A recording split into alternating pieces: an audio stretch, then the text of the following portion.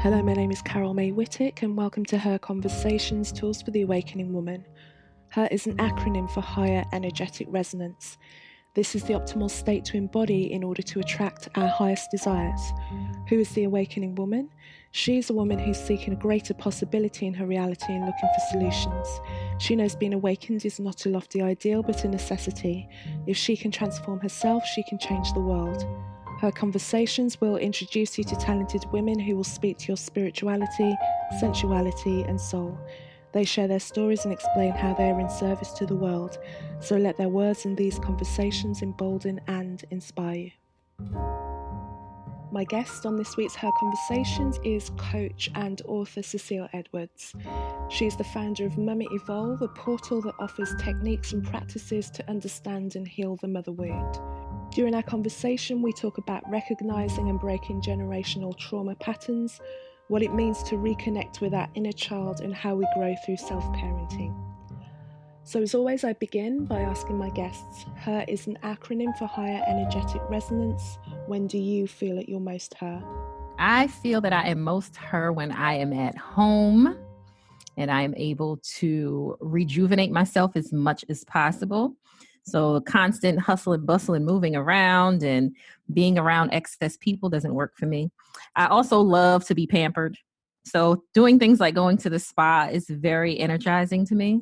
But I also love reading edifying things. So I'm often reading autobiographies, things around psychology. I feel like that really loosens some things in my brain and in my mind and my spirit. So you will often find me reading things like that, or things about education and educating people, children, etc. Not just children, but anyone. Mm-hmm. All of those things definitely bring me to a higher level, but also sleep. Sleep brings me to an extremely high level. I love to sleep. Okay. I have to admit, though, that there have been things that I used as artificial things to bring me to her, such as sugar. Mm-hmm. Right. And so literally last year I came to find someone who is a coach for the ketogenic diet. And I, upon doing my research, because I like to do my research on things before I jump into things, buzzwords are cute, but I like to know what things mean for me. And so I did research on it. I was like, oh, I think this will be good for me. This is what I've been looking for.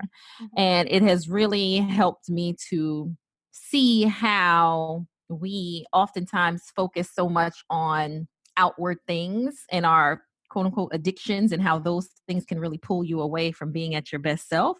But sometimes they are things that society, has a mixed stance on, right? So people admit in our society that people are overweight and et cetera, and know all these research statistics around sugar and how it affects you.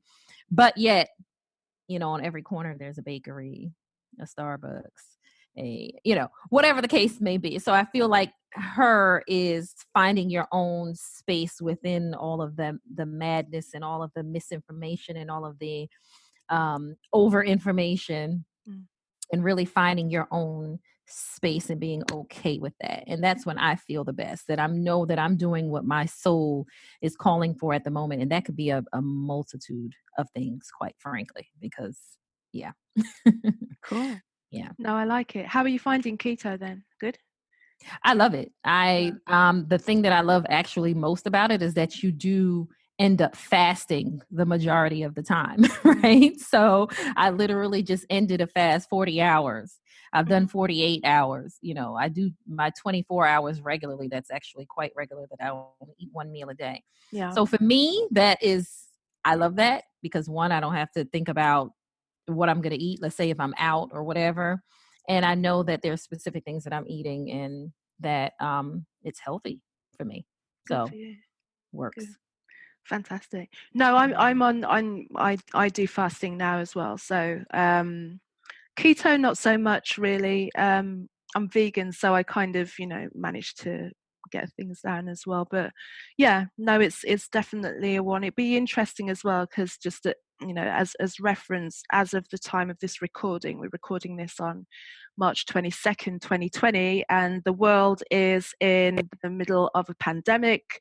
People don't know what's going on, and being here in the UK and going into supermarket after supermarket and seeing empty shelves and people, stockpiling not only the toilet tissue, but just dried goods. I mean, I went into the one of the stores yesterday, and all I wanted to get was like I found some veg, which was amazing, but also I just wanted to get some lentils. It was just like there's no lentils, because I'm not really a dried pasta person as well. It's never been Right. I've been a big fan of the dried pasta one, but if I could just get some lentils, and because I've done, when I was out in India, where we just kind of live on lentils and rice for days on end. So that's not going to hurt me, and also, just looking at it as a point of view, we're not going to starve. It's an opportunity for us to get ourselves together, and also, if we're going to be limited in our movements, the best thing that we can do is not be eating way too much anyway.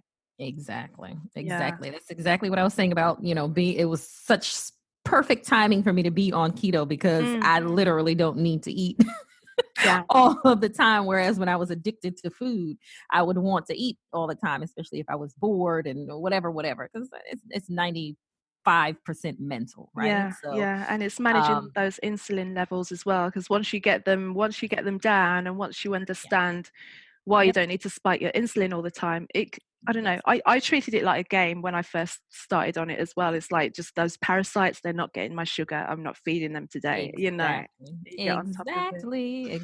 It just makes you more in tune. I think that if you're on a quote unquote diet, I don't call it a diet, I call it a lifestyle. I'm like, this is the way that my ancestors clearly ate. So this is the way I need to eat to be at my optimal. Yeah. And you can be a vegan and be keto, by the way, but that's another. No, I've seen it, but that's just another level of complication. That's right at this time. Yes. Yeah. But yeah, I feel like it really just centers you, and it makes you, if you're on a quote unquote diet and it doesn't connect you back to yourself, then it's probably not good for you, right? So I think that sometimes we do things based on what other people tell us to do, and we think that that's good for us.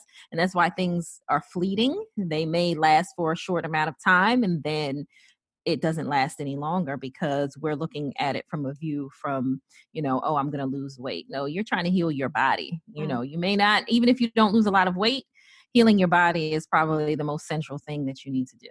Okay. So that's why I love it personally.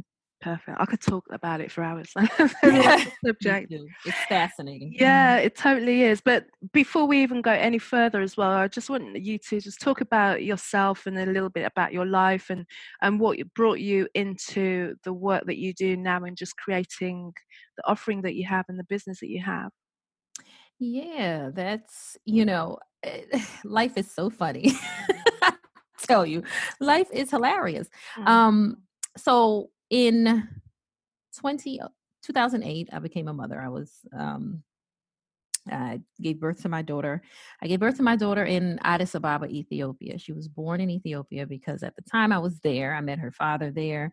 And upon, getting close to delivery, I decided actually that, and something told me, it was like, no, you need to stay in Ethiopia. And I'm so glad that I did, because in Ethiopia, universally, women get 3 months of maternity leave. Okay. That's not the case here in America. And so I was like, well, if I go back to the States, not only will my partner not be with me, but I'll also not be able to gain any benefits from being there. And I'll have to find ways to go back to work. Right. So it was kind of like, okay, I might as well stay. So that was actually a seed that was planted in my mind and in my spirit, or vice versa. Maybe it was already in me, and that's how it came to be, where I decided to become a postpartum doula to assist mothers after giving birth in transitioning from being pregnant to being a mother, because that, we hear a lot about doulas on the rise. I absolutely love that. But a lot are birth doulas. But once a woman has a baby, she needs a significant amount of support and assistance. And so I wanted to be a person that stepped in that gap, because even though I had, a little bit of support from my daughter's father, and I was, supported financially in terms of being in a good place working, I was still overwhelmed. Just with the new responsibility. I did not have, my family wasn't there, obviously, in Ethiopia. Even though I lived in a community that was, still have a lot of indigenous practices in terms of nurturing women, it still wasn't significant. So I did fall into postpartum depression. And that extended for much longer than it probably would have if I would have had that level of support. And so of course, I didn't know all of this at this time, but when I came back to the States, I educated myself on what was happening. And it wasn't until I actually had a full anxiety attack and was diagnosed with like clinical depression and anxiety and such that I came to realize how everything, not just from birth, but from my birth, had accumulated, and how unprepared I felt like I was for, quite frankly, for just being my best self and living in this life in a way that I feel like Spirit intended it to be, which is fully supported, being able to bring life into this world, being the absolute highest of who you are as a woman, without having to worry and think about all of these little things that we tend to feel like we have to be concerned about. And so that's how Mommy Evolve was born. It was literally born out of me asking questions that I didn't see or hear anyone else asking questions about, such as, did your mother prepare you for having a baby? What kinds of relationships did you have in your family that taught you who you were supposed to be as a woman? How are you raising your children that is different from how you were raised, especially if you know that the way that you were raised, you didn't like it? How do we get this kind of information, et cetera, et cetera? And so I started to have these conversations, started to call out certain situations. And a lot of people were responding. Some didn't like it. Some were like, oh, now more people who used to criticize even now are like, oh yeah, I see what you mean. Because I allow space for every level of conversation with women around the relationships with their mothers and their fathers and their siblings, and how they have mothered and how they've had to shift through parenting. Like literally there is no judgment, because that's why it's called Mommy Evolve. I believe personally that most people can evolve from wherever they are. It's just a conscious decision. And I say most because I do believe there are some that just won't, not because they can't, but they just won't. And so that is a very, I guess a short of how I came to start offering self-care services and doing self-care coaching and mindfulness coaching, because I came to realize that when it all comes down to it, it's all about your ability to meet yourself where you are and your ability to take better care of yourself. But only you can know that. That's why the coaching is important, because everybody knows what they need. And I offer various tools to support women, mental, spiritual, and physical, and emotional. So amazing. Okay. And like, just for instance, what shape would what would that look like to like an average? I know there's not an average client, but I'm going to say that anyway. But like, you're kind of like your avatar client, what would she come to you with, and how would you start to guide them and kind of put tools or direction for them to start to evolve to the place where they feel that they can be, one, an effective parent, but also, like you're saying, looking back and appreciating the work or the efforts that their own parent did to them, and be able to forgive that, especially if it didn't look like what they felt it should look like? The few things that I want to say, that I have to say. The first thing is, most people that are dealing with, I say that many of my clients are people who are generational curse breakers, because they have come to realize, just like I did, that there was some stuff that I just did not want to perpetuate within myself. And I did not want my child, my progeny, and future children to have to feel like that was it, for them and their legacy. And it's hard work, and it's not all, some of it needs psycho help. So, for example, a lot of clients have to be working with certified therapists as well, because there's some depth of emotional extraction that needs to happen that I'm not licensed to do.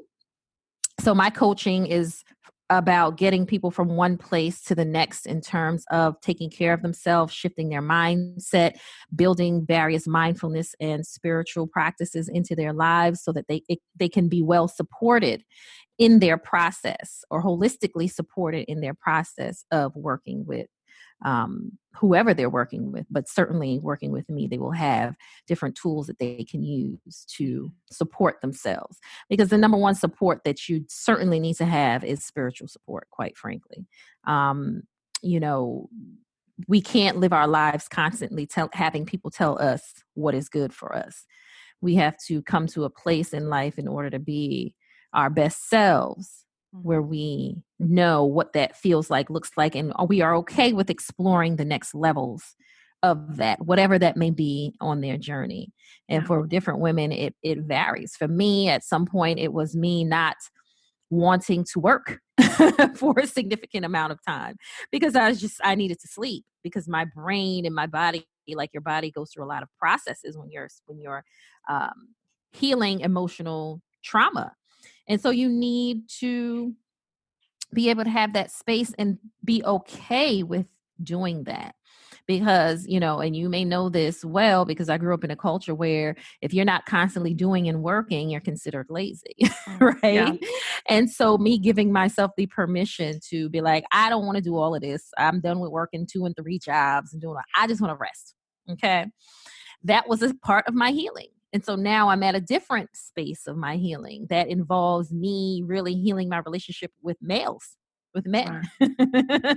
Because, I avoided healing the one with mom for a long time. And I now realize, because of what I'm going through now, that male piece was significantly hampered as well.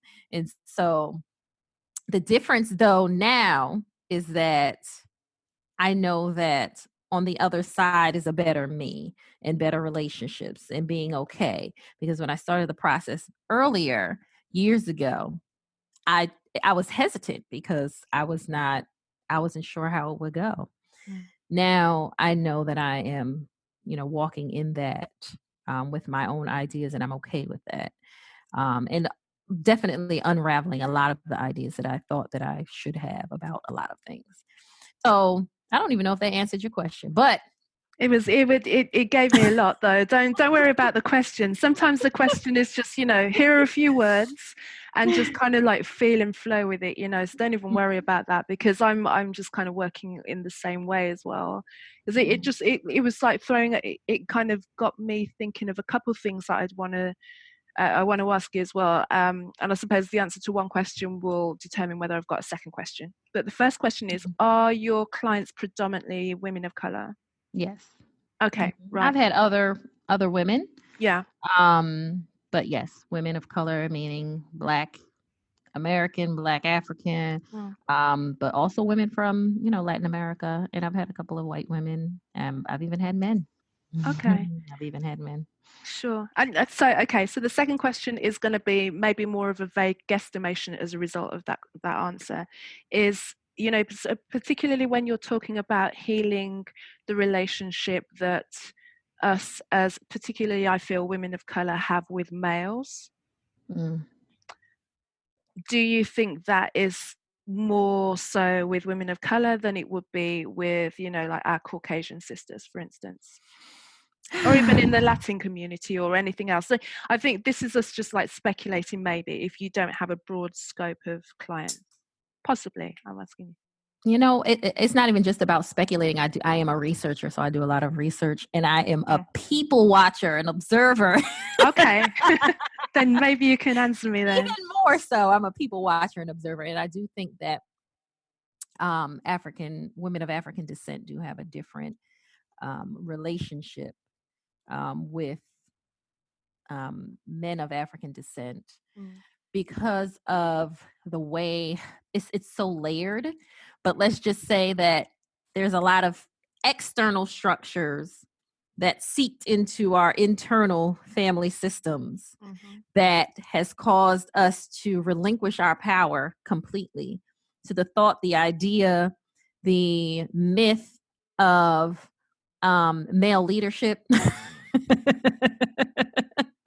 in a way that has not served us. Yeah.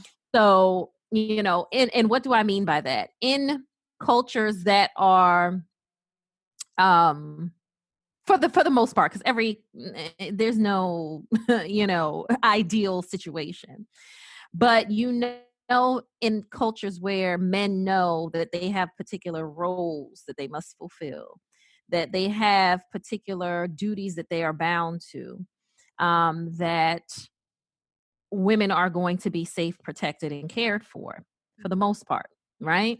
And that's something that just comes with the territory. So if you're a man and you don't have certain things, then you can't get married. Okay. If you do get married, then you still have to figure out how to take care of your household. Okay. Because that is an obligation that comes with having a wife and definitely being able to spring forth children. Right. But you see in communities where there's a lot of women being abused, and in the USA, African American women die by the hand of intimate partner violence more than any other woman in this country. You see the level and the rate of single motherhood, and I'm not taking the blame away from, or I'm not taking an eye off of men and them taking care of their responsibility. But what I know for sure is that when you go to certain societies, if you ever say to your mother that you have a child that you're not taking care of, you would absolutely be removed from that. Like, it's just not something that would be able to happen, period. Yeah. Not just because of the sheer ridiculousness of it, but, I think in other cultures, people are more attuned to the fact that once a woman has a baby, just the simple physiological and psychological stuff that she goes through, she doesn't need to have to then deal with a lot of other drama. Yeah. Right. And so I think that there's a lot that we have to confront individually as well as a community to heal or deal with the sheer reality of this. But it takes an immense amount of trust of one another. And that is the element that we are missing the most, because it has been so yeah. The trust has basically been obliterated. And add to that the fuel of things like social media and whatever. For example, I'm going to give you an example. A friend of mine, she put up a post the other day that people need to check on their single mother friends because they're not okay while in this quarantine situation and having to deal with. And someone, a male, responded so violently to that that it was like, wow, you have to have like some serious angst and regrets and anger in you to respond to such a simple, that intuitively, to me, it's kind of like saying, even if you said check on your single fathers, it's intuitively a correct thing to do as a human in your community. So why it's met with that level of angst and anger, there's other levels to it, in my observation. Yeah. No, I hear so many things spring up from that as well, and one, but the way that the thing that really sprung to my mind one morning when I was thinking about the whole quarantine situation is, for some people, one, their home situation is not a safe situation. So for them, for us to have this worldwide quarantine situation, of course, we're thinking about we're kind of like stemming the virus and all of these kind of things. But when the door is locked, and you're the door is closed on you and you've got to sit down and deal with your abuser, until for the next however long, you know. Yeah. Or for the children that their structure came from being outside of the home, their food came from being out of the home, you know, just like the care and attention for whatever reason happens behind closed doors, you know, that was a thing. It's just this, you know, there are so many details and so many people that are kind of going unseen when we just kind of put a blanket over one thing. That Right. was, you know, that struck me about the quarantine thing. But thing, like it is a thing, but the main thing that really struck me when you were saying your friend put out the call about single mothers is one thing I was thinking of, like, one, there's like an infantile, is this a word, infantilization of men, which is why they would react in such a way, you know, that because there's that kind of guilty, you know, if someone is guilty of something and they don't have the maturity or the strength to go, do you know what, actually, and be open to the conversation about it, but then someone will say something that will trigger the fact that they've got a guilt around that. I don't know if this guy that responded has got, you know, is a baby father to many, or he just kind of feels that men are put upon in a certain way, but they're, you know, for someone to respond in that way and not with any care and compassion is about some guilt. So I don't know if it's down to his personal experience, or it's just down to the collective image that people will have about men, and particularly men of a certain culture. What do you think? I think it's all of that. I mean, I can't speak to him specifically, but what strikes me is a couple of things. So my training is in education. So I'm an educator by by trade, and I'm a social studies teacher at that. So what strikes me most about anytime I see people lash out, whether social media or you know, face to face, is the inability for us to process information in a semi, because I don't know if full objectivity is possible, even in a semi objective way. Sure. So this is a person's personal view. Mm-hmm. You have a view as well. Mm. Your ability to lash out on their view, you know, is moot, really. But it's our ability to think critically, I think, more so than anything. That's why I like to cut to the chase and look at the bigger picture. And it's like, okay, take out the single mother. Let's say it was a old lady with her husband and her grandchildren because her daughter passed away, because people can be single parents for any reason. It doesn't have to be because, you know, of what we think immediately, especially when it comes to a Black woman. I think immediately people jump to, oh, you know, she got kids by a bunch of men or something. It's like, no, husbands die, you know, things happen, you know, that don't have anything to do with that. The main issue here is that this is a one person dealing with one or multiple children at a time. But then again, our society doesn't very much see that as an issue, because, I mean, look at our classrooms, right? Our classrooms are full of women who are educating 30 children at one time. Like, to me, all of that is just crazy. That's just me. This is why I've probably never really been in a classroom for a very long time. I'm like, this is, my adrenal glands are drained from this. Are absolutely drained from this. And then imagine if I have to go home and deal with my own children and do household stuff. Like, no, thank you. No thanks. But I think that is more so what it is, even though many people will say that it has something to do with, you know, the social view. And it has something to do with those too, the social view of single mothers, as well as his own personal, you know, maybe he was raised by a single mother and didn't feel he was raised well, or, you know, maybe he has been barred from seeing his children by his children's mother. Who knows?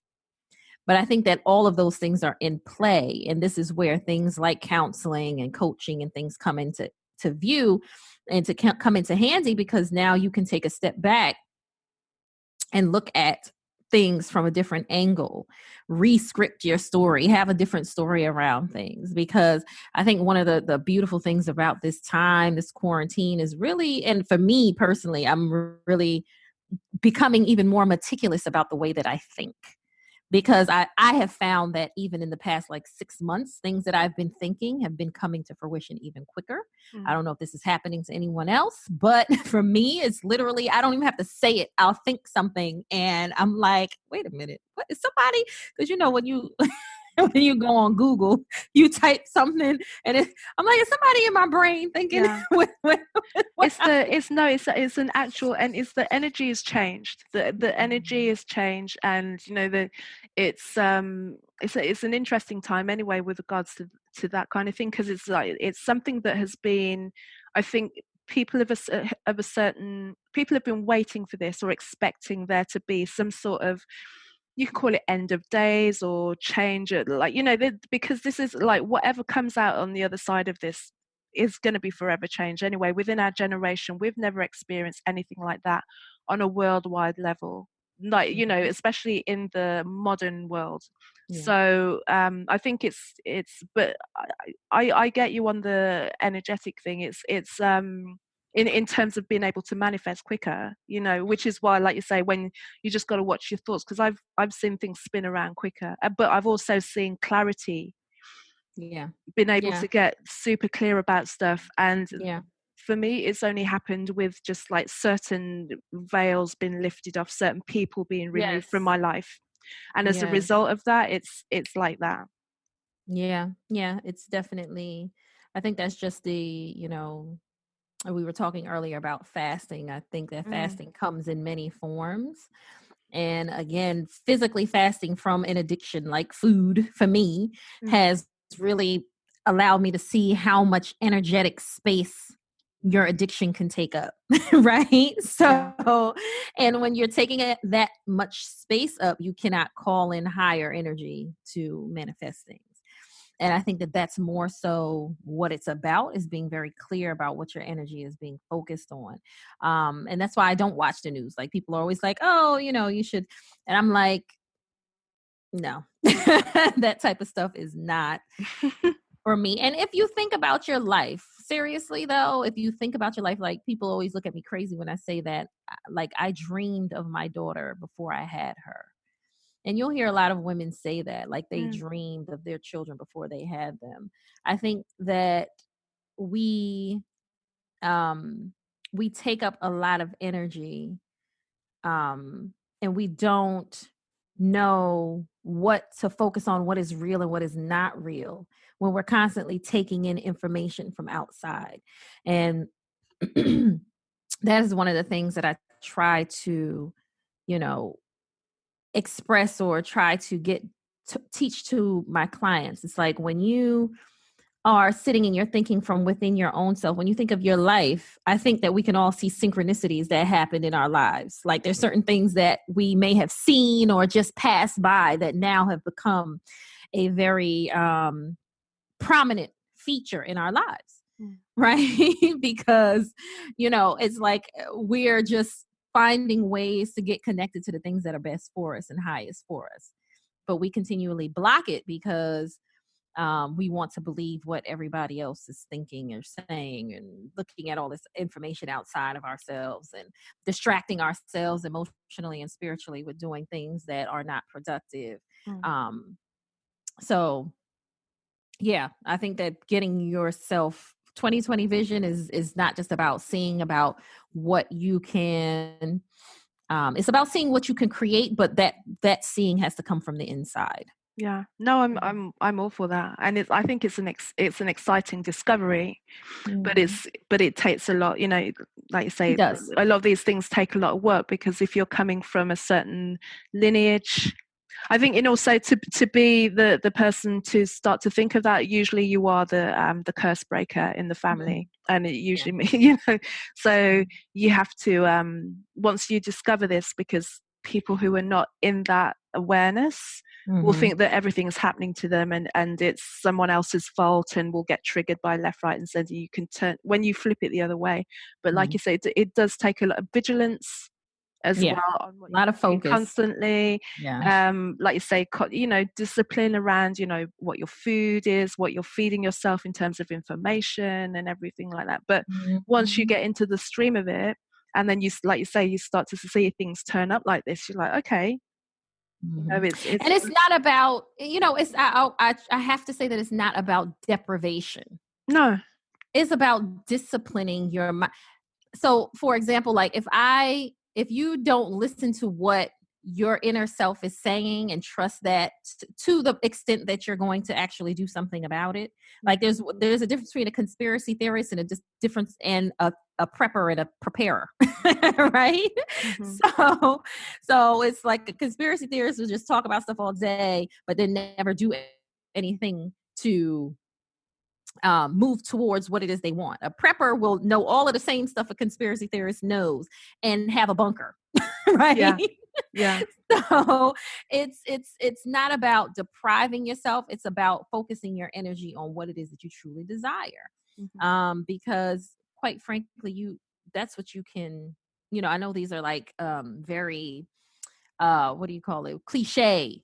We hear this all the time. And I guess at some point in my evolution, I was like, all right, I'm sick of y'all saying this, but but once you have existed in it, and you're always existing in it, you just have to have the time to reflect enough to realize the veracity, the truth of it, so that you can now make yourself more intentional. And yes, it does take time, and it takes a lot of relaxation. This is why meditation is so critical for me and to me, and in my opinion. And not meditation, I don't want people to think, oh, this is some woo-woo stuff, because meditation exists in every tradition. Okay, so whether it's contemplative prayer, walking, whatever it is. I mean, prayer is Muslims reciting the scripts that many of them have to memorize and recite. That's meditation. Right? So all of that is meditation. It's focusing yourself on something higher than what the world is trying to give you, and that could be inside of you, but it's definitely a higher thing, higher principle, higher calling, whatever you want to call it. And that is the thing that I think is the most difficult for people, because they can see, the mall or a drink or some cookies or whatever the case may be. Yeah. And distractions are quick and easy, and if it's what is the saying of, you have to delay immediate gratification if you have a goal, and sometimes it's just about switching, and it's not about a deprivation as such. But if you're relying on it, I know when I've kind of lent into sugar too much, it's a real emotional thing. And the last time around that I really decided I was going to nip it in the bud, is like, it wasn't just so much of like, okay, I'm not going to eat any cakes anymore, I'm not going to do this, I'm not going to do that. It was more of a question of like, why is it that I keep doing this? When does it spin out of control? And let's try and control it, understanding why it happens. Because then when you understand why it happens, then you can start to see the pattern, as opposed to lock away the biscuits, I'm not going to eat anymore, because then you're going to feel like you're depriving yourself, Right. And then you become more intentional about what else you do. So instead of going to eat some cookies, you can retrain yourself to find something that's even more the same pleasurableness, even more.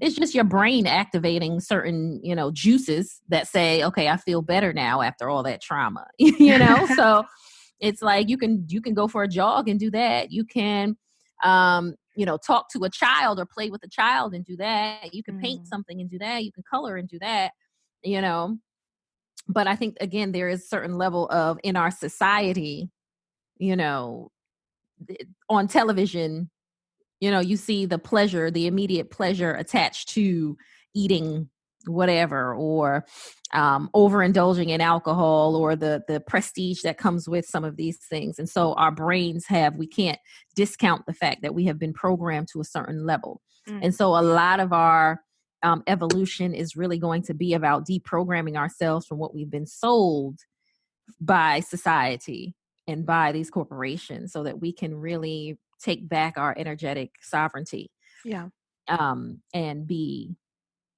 who we decide to be. So if you decide that you want to just eat some cake, that's fine.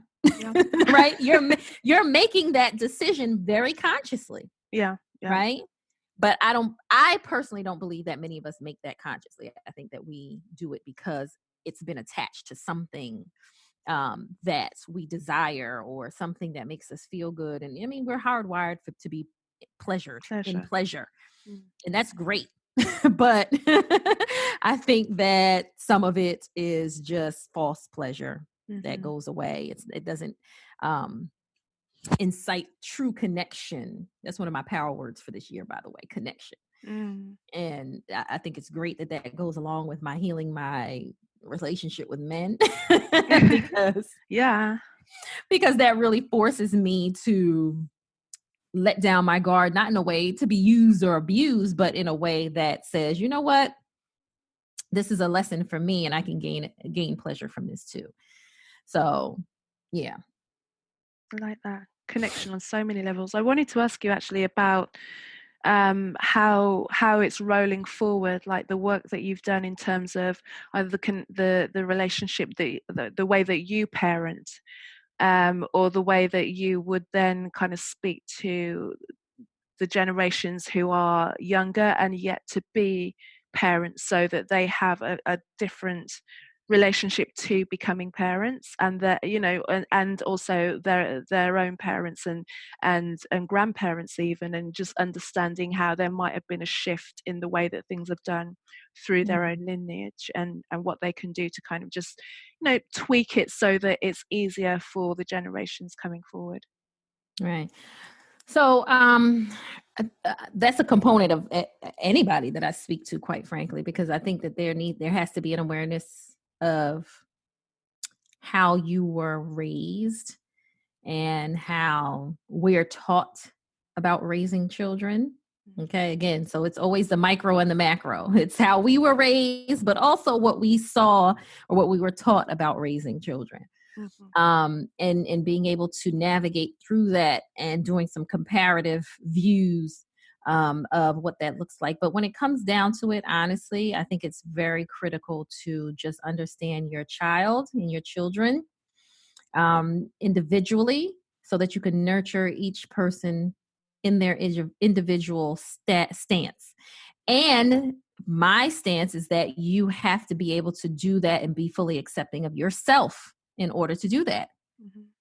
Because if you don't understand that each person needs something specific, but there are also some universal things that we need, right? So all of us need love and touch and care and, you know, those things, but it's going to look different. So you really have to be able to think on your feet as a parent, but you also have to release a lot of your own, these prescriptions of what certain things mean. And I've had to go through a lot of that unraveling, and I still do, because new things arise. I mean, I've only had a 12-year-old once, right? My own anyway. Yeah. And so new things arise. And so I have to filter my perception through, okay, I don't want her to do that, because I know as an adult who has seen and been through certain things, that perception can't stay in her brain as what is okay. But at the same time, I do not want to create and incite a level of fear in her to be who she is and make mistakes, because mistakes are what are going to, teach you the most.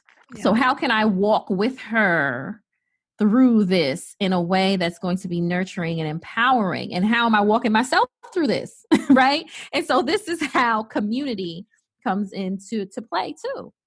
So you have to really, your community of women, trusted women, advisors, friends, males too. This is why I'm healing relationships with males is so important to me, because yes, communities of women are very strong and powerful, but I do think that there are men there who are very balanced that can give you insights that you didn't consider as well. There are plenty of them, but we don't often consider that, right, as women, because sometimes we have this very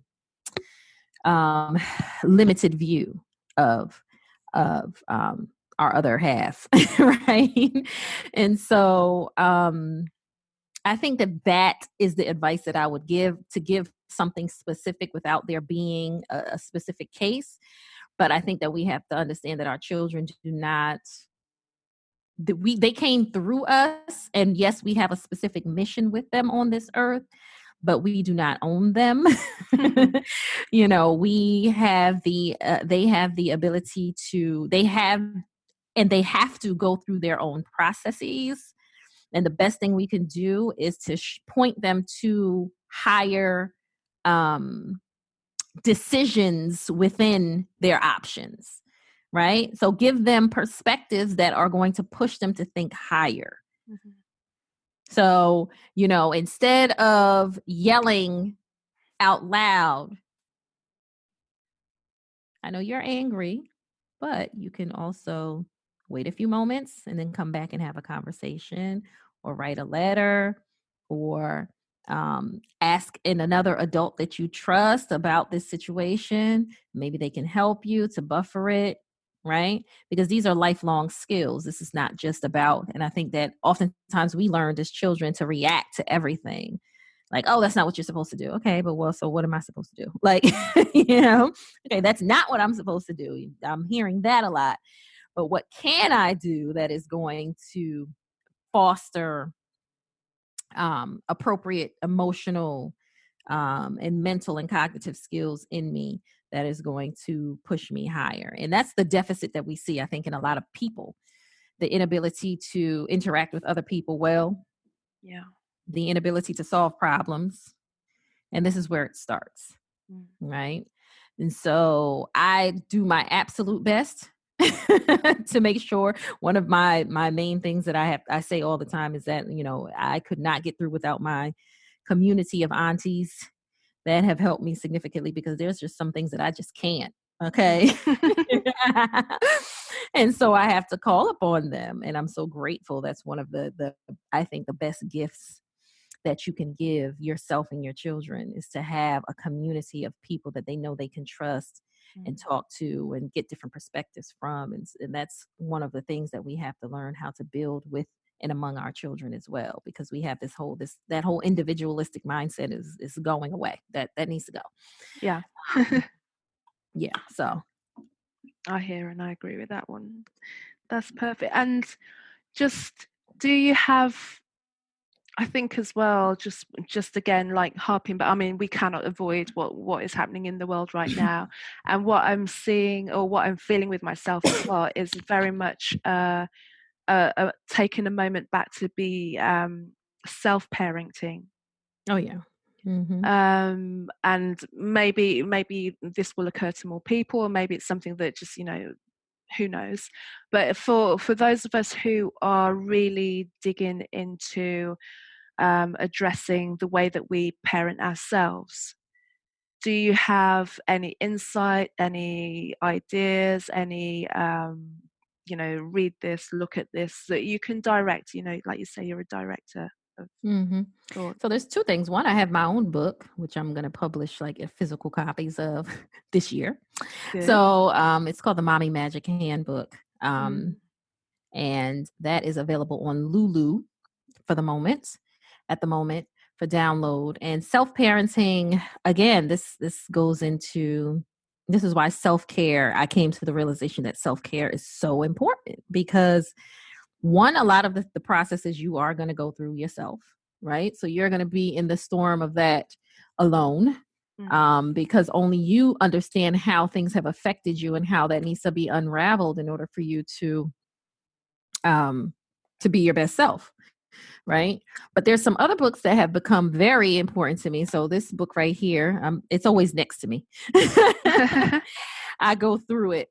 So it's called The 12 Steps to Self-Parenting, and it's the 12 steps, just like any other 12-step program. So the 12 Steps for Adult Children by Philip Diaz and Patricia A. Gorman. Is that right? Yes. Yeah. Yep. And this is an old book. Okay. So a lot of the things that you read in here, you're going to read in Dr. Shefali books, right? So a lot of these books don't say anything different. They actually say the same things, but just in different ways. And then this one is called I'll Never Do to My Kids What My Parents Did to Me, A Guide to Conscious Parenting by Eileen Paris. And I don't know this man's name because it's covered.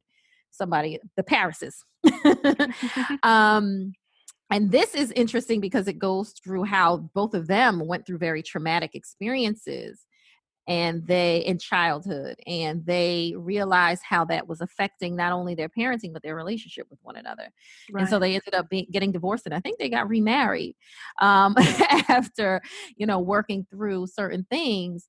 But this is very real, like really understanding. And of course, it's only in relationship that you can understand certain things, right? We try to isolate ourselves to heal, but the truth of the matter is that we need community to heal, because we don't know the depth of some of our stuff until we are in community. Yeah. Right. We don't know it until one of our mates or lover or whoever calls out certain things. We don't know. So we have to stretch ourselves to put ourselves in community to really understand that. But sometimes the first thing we do is try to isolate. Yeah. So those are 3 of the books, my own, which you can find on my website, mommyevolve.com. And then those 2 have been critical, as well as many others, to be quite honest with you. Yeah, there's several others that I'll give you the titles of that you can add to the description of the website. But there's so many parenting books. Dr. Shafali has so many books on conscious parenting. Yeah, The Awakened Family is one of my favorite books, and she talks heavily about just the level of expectations we put on ourselves and our children and our mates and just everybody around us based on, again, what we've been sold as a society and who we think we are based on what we can or cannot do in terms of achievements, and how that plays out in our psyche and in the way that we evaluate others. And so, yeah, there's so many resources out there. Got it. Amazing. Thank you for those. Thank you. I just thought it would be great as well. It's like I said, it's something that I'm really exploring at the moment as well. So it's always good to find out more sources of information. Yeah. Yeah. The I'll 12 look into steps is amazing. That one is like, oof. that. Well, the ones that are the ones that really get there, aren't they? Really, Yes, as they well. do. It just Yeah. drives it home. Thank you for Yeah. that recommendation. Perfect. Okay, so I just want to ask you the Her Conversation podcast questions that I ask all my guests. And the first one is, what is the best piece of advice a woman has ever given to you? Basically, to go for it. Whatever it is that you desire, to go for it, because you'll regret it if you don't. And usually it leads you to something good. So, yeah. A Who mentor of is mine that said that. from? A mentor of mine she went to my college, to my university, which is an all women's college portion of Rutgers University called Douglas College. And she graduated many years before me, but somehow we became connected, and she became my mentor and I her mentee. And yeah, that was the advice she gave me, I think about 2 years ago. It was like, whatever it is, just go for it and do it. Challenge yourself. Yeah. There's a reason why you want it. So, yeah. Fantastic. And what woman would you say represents higher energetic resonance to you? Oh man, there's so many, honestly. I love women who just are who they are, unapologetically, honestly. One of the women that I've always revered is Shirley Chisholm. Shirley Chisholm has always represented for me. I remember reading something on her. I might have done a report on her in high school. And she just absolutely resonated with me. She was the first Black woman to be nominated for a presidential run in the U.S. And she was, I want to say she was the first congresswoman of her state, Black congresswoman of her state. If my memory serves me correctly. But she, her slogan was unbought and unbossed. I mean, who could not love that? Hello. So Yeah. she is one person that I have always absolutely found to be imitable, for sure. Perfect. That's a nice one. And I know you mentioned it before, but your favorite self-care rituals and practices, if you've got some more. So many. Sleep is one of them, of course. But I also love listening to like jazz music, singing bowl meditations. I use mala beads for gratitude meditations. just sitting quietly by myself, being in nature really makes me happy, around trees and such. Yeah. Great. Yeah, no, I appreciate the nature one for sure. Mm-hmm. And so what's next for you? You mentioned you've got a book coming out in physical copy. What other things are lined up for you? Well, I plan on dropping my online course. It's called Evolve the Inner Mother. And basically, it's like a self paced coaching course. Mm. And so it has all my wonderful materials in there, including my self-care plan. But you're not just by yourself, because in between you do meet with me to just talk over certain things and such, and have some coaching sessions. So I'm looking forward to that. And of course, the physical copy of the book and my physical movement around to talk to groups of women about various issues. I think that I thrive in that kind of situation. Yeah. And so I look forward to being able to connect with women face to face. But besides that, I don't know what else is next. Honestly, I'm just kind of going with the flow at this point in my life. So, yeah, planting some veggies in the next coming days. I'm gonna go out. Yeah, well, we might as well, Right. Exactly. Like, I don't know what people doing, but I want to make sure I'm good in my house. So Yeah, absolutely. And where can everybody find you in terms of your website, social media, the best channels for you? Mm-hmm. So on Instagram, I am at Mommy Evolve. I'm also at Evolve Education Global. Um, and on Facebook, I'm at Mommy Evolve as well. You can find my business page there, or you can find my name, Cecile Edwards, as well as LinkedIn, all these social media platforms. Mm-hmm. Twitter, not that I stay updated on any of them, to be honest with you, but I do my But you're best. there. Yeah. I'm there. You can connect with me there. And of course, my website, mommyevolve.com. Yeah. Perfect. Mm-hmm. That's it. Thank you so much. Thank you Thank for you. taking the time out to speak to me and just share your wisdom as well. It's been great to have a conversation and just learn and get some new resources from you as well. That I'm always looking for new books and new people to tap into and listen and everything like that. So it's always fascinating for me to find like another title and another kind of rabbit hole to dig and another layer to peel off, from my own self. So, and especially when, like the best recommendation that anyone can give for a book is like, ooh, I'm like, okay, I need that book. Yeah. Yeah. I don't just want it to be like, oh, it's, it's nice. It's like, no, if you read this, you are forever changed. Then that's, yeah. And it's funny because it's the hilarious thing about this book is that it's for people who grew up with parents who were had an addiction. Right. I did not. And so it's funny to me that it resonates with me still. But that goes back to the conversation about addictions, right? That we just had earlier. It's insane. It's hilarious that that's the case. But yeah. Thank you so much. Thank you for having me. I really appreciate it, Carol. I had an enjoyable time, and I look forward to speaking again soon at some point. Thank you to Cecile for being a guest on this week's episode, and thank you for listening. You can find out more about me on my website, which is carolmaywhittick.com, carolmaewhittick.com, on Facebook under the same name, on Twitter and on Instagram at Kazmick, that's CAZMICK. So enjoy your week, and I'll speak to you next week. Take care.